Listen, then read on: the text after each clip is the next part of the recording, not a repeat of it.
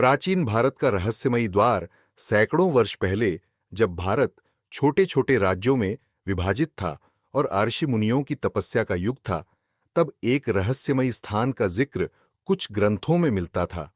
अग्निद्वार। ये कोई साधारण द्वार नहीं था, बल्कि कहा जाता था कि इसके अंदर एक शक्ति थी जो किसी को भी अमर बना सकती थी।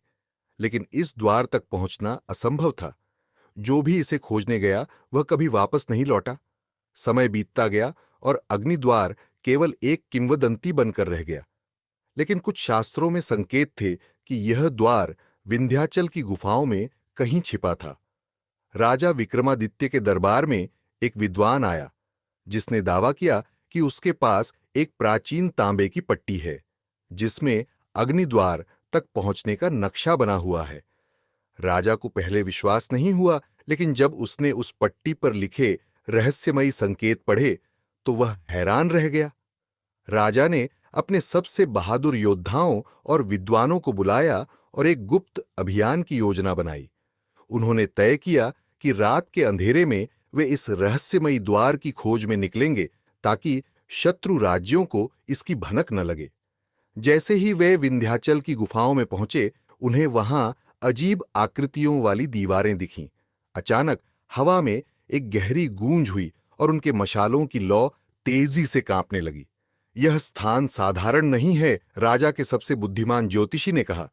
दल गुफा के अंदर बढ़ता गया। वहां एक पत्थर का द्वार मिला, जिस पर संस्कृत में लिखा था, जो स्वयं को त्यागे वही द्वार के पार जाएगा। राजा ने आदेश दिया कि द्वार को खोला जाए। जैसे ही उन्होंने दरवाजे को छुआ, पूरा गुफा क्षेत्र कांपने लगा।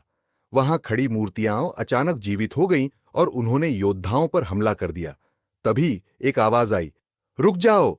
गुफा के कोने से एक रहस्यमयी संत प्रकट हुए। उनकी आंखों में एक दिव्य चमक थी। तुम सब लौट जाओ, उन्होंने कहा।